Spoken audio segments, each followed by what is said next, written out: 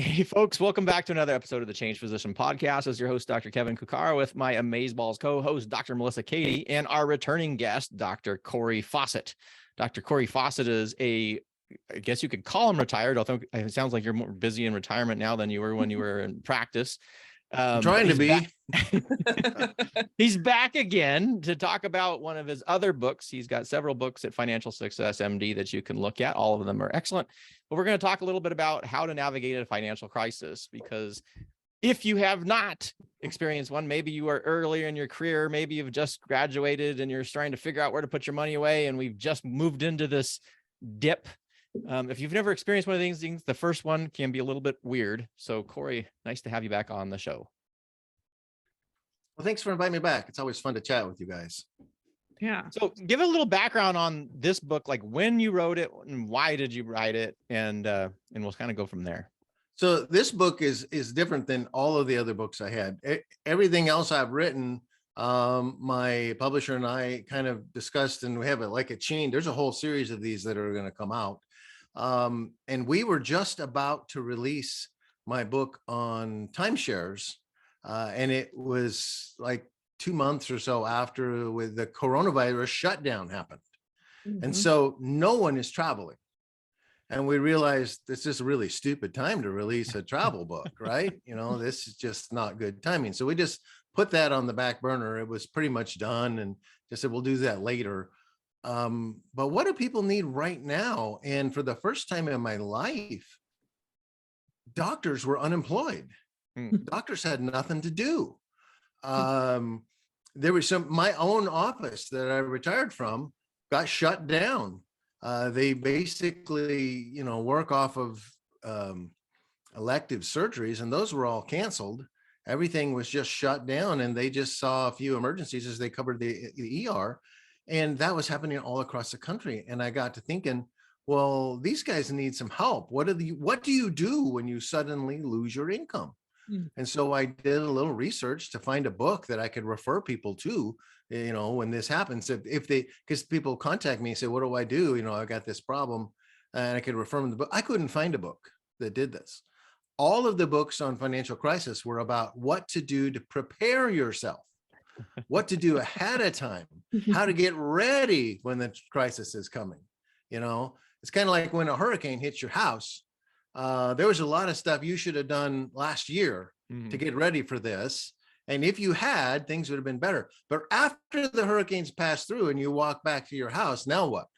And there was no book like that. What do I do now that I'm in trouble? I've lost my job. I don't have any income. I've got house payments to make. I got a car payment to make. I don't know what to do. And so I thought there's a need for that. And I came up with the idea of this book, Navigating a Financial Crisis. We hadn't talked about this before. I called my publisher. I said, what do you think about this idea? And if we do it, I'd like it in the stores in 30 days. And we'd never even thought of it before. And she said, I think it's great. She had the bandwidth to do it at the moment. I had it. And so we took off. And my wife and I worked she helps edit the books on the first draft. And we worked from sun up till it was too late to work anymore, maybe even before sun up. But all day long, basically for 2 straight weeks, and finished the book and turned it in. And then it was just a matter of, we had to get the polishing done and get all the editing and get it all fixed up and make it look right. And it even went to some test readers, but about 4 or 5 weeks after the idea, it was available on Amazon. Wow. And so this was just a surprise out of the blue. Let's do this. And lo and behold, there it was. Now, if you're in trouble, here's a place to turn to: how to get out of trouble. Yeah. So I'm curious, what would you say, are the major sections to the book that people should know are part of that content? Well, the first part of the book, the opening part of this book, is to not lose hope. I think that's the biggest thing that happens to people when a crisis happens, is you basically think the world is over. When your girlfriend breaks up with you, you think the world is over. When you lose your job, you think the world is over. When your mom dies, you think the world is over. It's all of these things hit us really hard when they happen. And that's my opening chapter is don't lose hope. This is just one more bump in the road. And you can get through this just like you've gotten through everything else. Okay. The sun will come up tomorrow and you'll still be here and you're going to need to do stuff. So let's get on with it now. And so the first part is just to realize that there is hope. You're not in this alone. You can do this. And then next, we just walk through some things that you need to keep in mind. And then at the end is some tricks to help you get through it. How do you get your money? You've got an emergency fund. How do you use it? And the final thing is how to recover. When this is over with, you got back on your feet. You've learned some lessons now. Kevin, you mentioned, if you've never had this happen, the first time it happens, it's a doozy.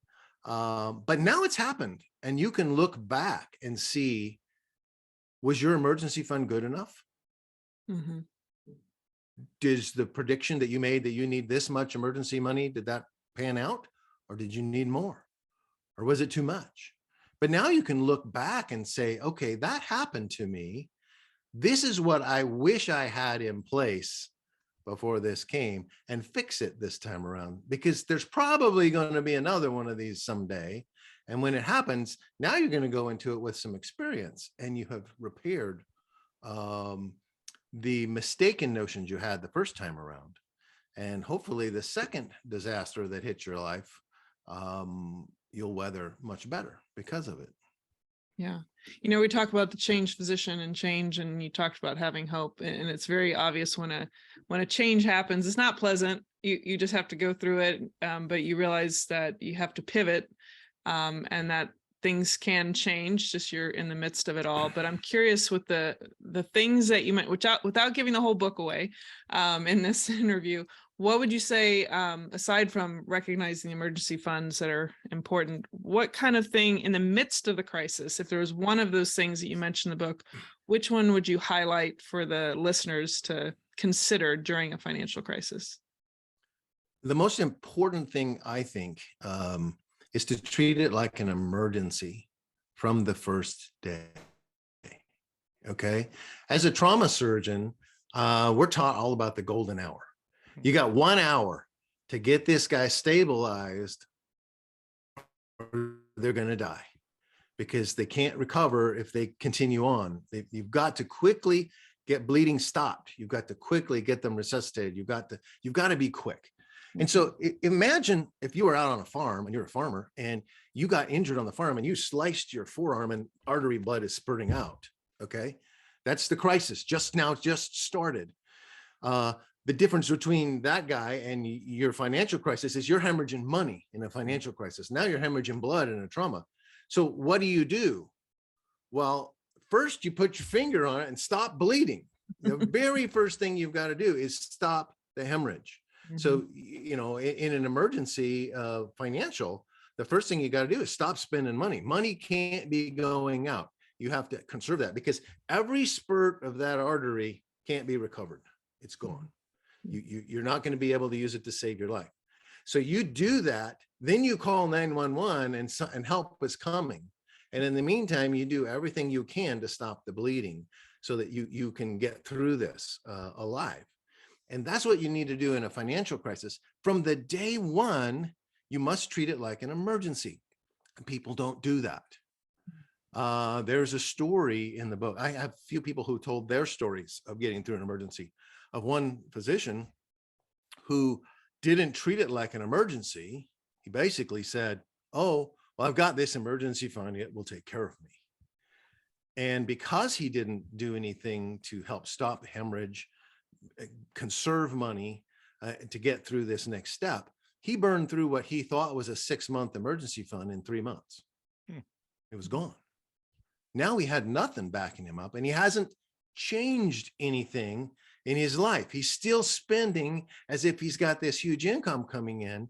And now he's really in trouble because now he's in crisis with no backup emergency fund. Had he started on day one saying, we have to save money. We can't, we're going to have to cancel the vacation we have next month. We can't go on that vacation right now. We can't let money slip through our fingers because our emergency fund needs to last as long as possible. And if you treat the emergency fund as basically a job income substitute, the money will be gone quickly and you're going to be in the same boat you were, but without an emergency fund. You have to treat the emergency fund very carefully. And you can't just make it as a substitute for your income. You have to stop hemorrhaging, just like in a trauma. And in the book, I call this the golden week. The first week after this emergency happens, you've got to make a bunch of hard decisions and make a bunch of hard changes.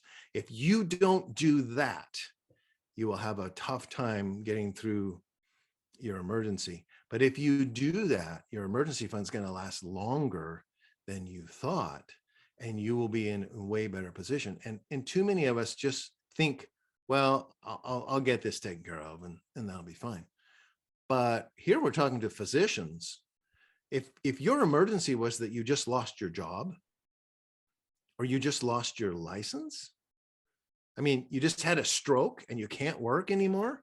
If that's the kind of emergency you just had, this is going to be a major emergency, and you can't just go to work next week at a different job.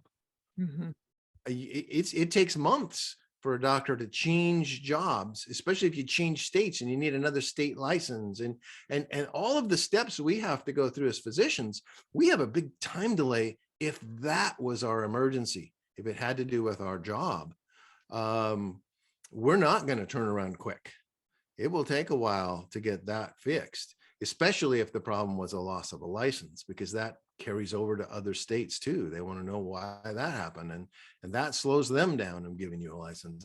And there's a lot of problems with that. So I think the most important point from the whole book is that if you find yourself in a financial emergency, treat it like an emergency and immediately start acting and making the changes. And some of them are going to be hard to make, but just do it anyway, and you'll get through it. Yeah. Yeah. You made me think about not just pandemic, but, medical issues. And if you are waiting on maybe a long-term disability policy to kick in, like there's that window of time that you'd have to make sure you have those funds to help you out. And of course, disability policy may not pay up to what you're really been making too. So all of those, that fund, that's the whole thing. You can't predict the future. And that's what it comes down to. You can't predict what's going to happen. So you got to be ultra careful. Every dollar that you have becomes super important, and you only give it up if it's really necessary to give it up. This is not the time to be going out to eat. This is not the time to be having steak. This is rice and beans moment. This is that CME that you had scheduled to go to next month, cancel it. Work on what's happened. I've seen so many of my colleagues that had some immediate event change their life. Whether it was they lost their job, or they had a stroke, or some automobile accident that put them out for months. There are things that happen to us, and they happen quickly. Mm-hmm. And you need to respond right away. Or you'll make it tougher on yourself. That one doctor who I think he was anonymous in the book, told his story about not cutting back and just living off of his savings till his savings were gone, and then he hadn't solved it. He really wishes he had taken action early on. But we all think it'll work out. But yeah, it will, but you got to make it to the other end. Yeah. You have to be intentional for sure. I'm kind of curious then, because as always we have these discussions and all of a sudden I'm like, oh, I didn't think about that. Do you kind of categorize, like, so I'm kind of taking this from the trauma perspective as well. And you're doing like the initial assessment. So in a financial crisis and initial assessment, there seems like there would be different categories of financial crises. In the first step, pause, and that you're going to get through it. But the second step is then to kind of categorize, well, how bad is it? Is there like an assessment chapter that you have on what's going on? It's that second chapter is actually that one. The first one is there is hope. But the second thing to keep in mind is to stop now and take note of where you're at. Mm-hmm.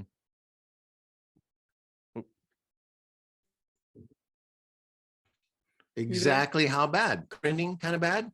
It's just a bump. Mm-hmm. If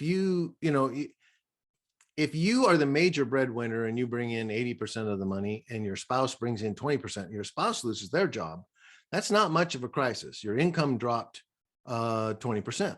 Okay. That's a different kind of crisis. You're going to make a few changes, but things are going to sail through because you have an income coming in. But if it was the person who had the 80% of the income of the family that's job, that changes to a different level. And you do need to act accordingly. You know, there's a big difference between you fell down and hurt your arm and you fell down and blood is spurting out all over the place. Those have different reactions. You hurt your arm, I'm gonna, hold it inside my shirt and I'll drive myself to the doctor versus calling for a helicopter to come get you. You do need to make that assessment because they certainly come in all shapes and sizes. Some are crises that you only perceive it as a crisis, because you think this is a terrible thing, but the reality is it's not that big a deal. And a lot of times I deal with people like that when they tell me how horrible it is. I said, well, wait a minute. Are you not having enough money to eat?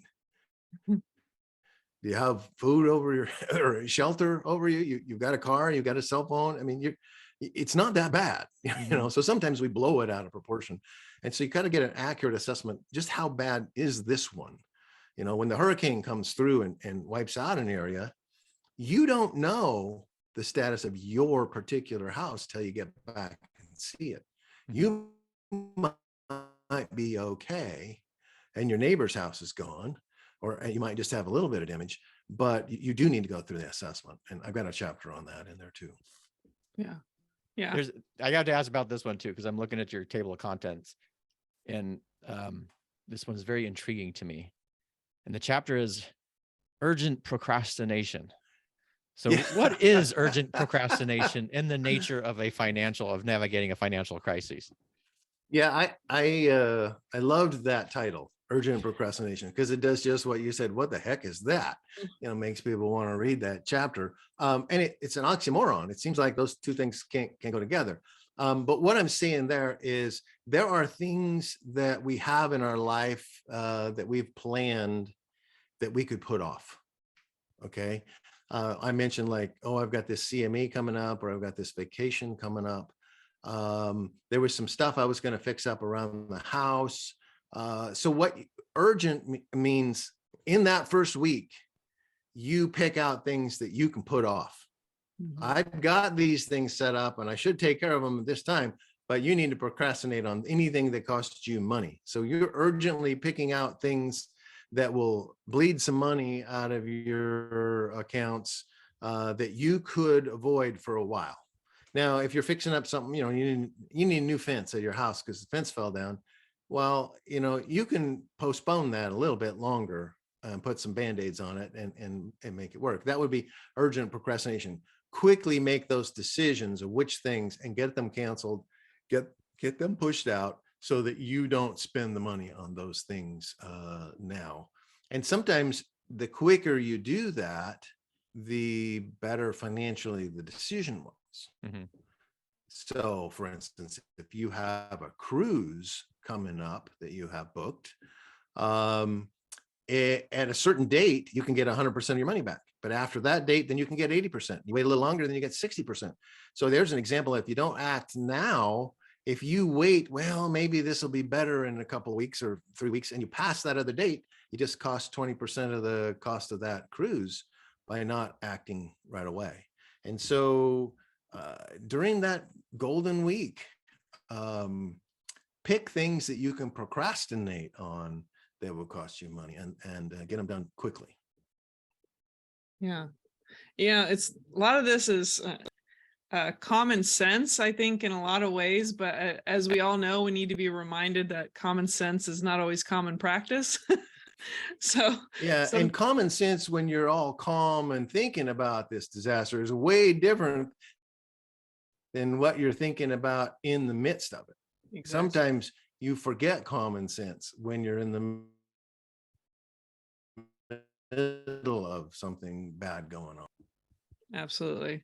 Well, Yeah. and that's why I like the analogy of like treating this as a trauma situation, because every physician has either been involved with a trauma or at least in a resuscitation. And if you sort of view this crisis in the same way, Mhm. I think that's just a brilliant analogy, because then you're sort of reflecting on something that we should all be experienced with. And what do you do when you're in a crisis situation in medicine? Well, you don't throw your hands up around and scream and yell and freak out and act stupid, although some people might do that, but that is generally not what you're supposed to do. And most of us have learned that probably by sometime in residency. And the other part is to stay cool and collected and just immediately assess the situation and think what you need to do. And it's so easy to not take these lessons that we've learned and have been ingrained in us in medicine, and then not to apply them to other domains of our lives, just because they don't seem, oh my God, it's a financial crisis, it's not medicine. Well, it's very similar. And so I love that analogy. And I like these steps so far, because it's just got my brain kind of ringing about, well, what else is medicine and related to this? And how else do you kind of apply this stuff? And there's a few of those in the book.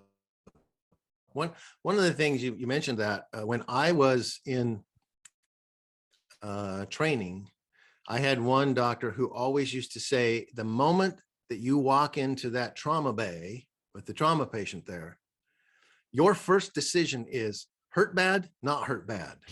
That's the first decision point. Hurt bad, not hit. And you know the answer to that in 5 seconds. Mm-hmm.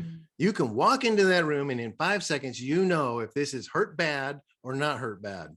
And you go into those modes. If they're not hurt bad, you have some time to do some things. If they're real bad, and you can think, if I just had a stroke, I've got a double whammy here. Not only have I just lost my job, Mm-hmm. but I'm going to have huge health bills. Yeah.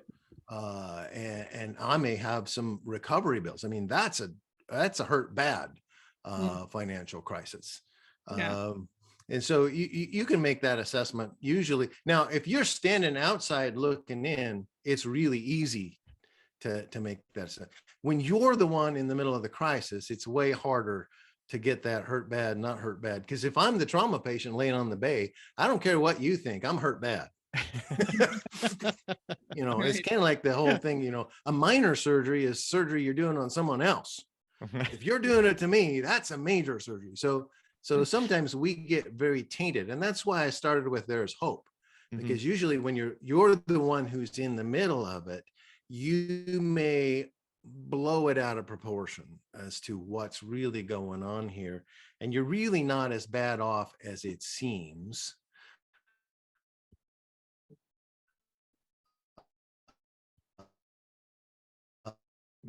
Little stuck. If you step back and look at the options, but that's not how we feel about it. You there, Cory? Did we get back?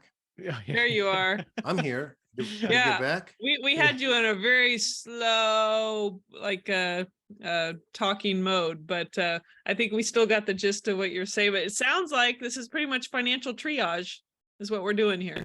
The first part. Yeah. Anyway, the book.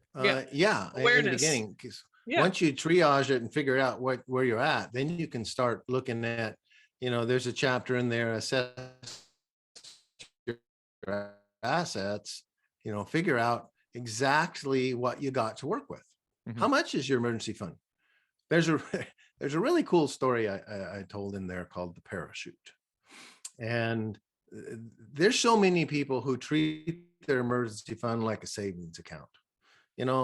There's this really cool car on sale right now. And if I get it right now, if I use my emergency fund, I don't need a loan. I can, but buying a new car is not an emergency. That's not what your emergency fund was for.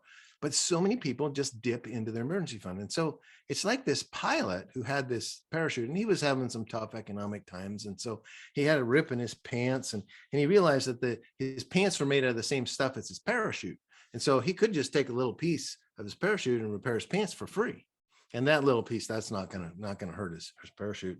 And then pretty soon, his kid's got something torn in their pants, and then he needs another piece for this and another piece for that, and he uses another piece for that. And each time he says, yeah, that little bit, that ain't gonna make any difference. Then one day he's flying his airplane and he has the engine go out, and he's up in the mountains and he's gonna have to bail. And he jumps out of the plane, he pulls his ripcord, and nothing happens. And he looks up and his parachute looks like Swiss cheese. It's all gone. Because he kept raiding it a little bit at a time. And when he really needed it, it wasn't there. And we can't treat our emergency fund like that. If you have an emergency fund, if you've labeled it emergency fund, then use it the way you said it was for. Same with your retirement plan. People raise their retirement plan all the time. Oh, I could just get some money out of a retirement plan and buy that new car or go on that trip. But then when you get to retirement, you don't have the money. Mm-hmm.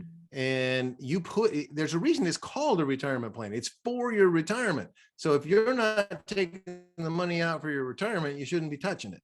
And the same thing with your emergency fund. If you've been pilfering your emergency fund, we just talked about some of these crises come on suddenly. You got no warning and you're in crisis.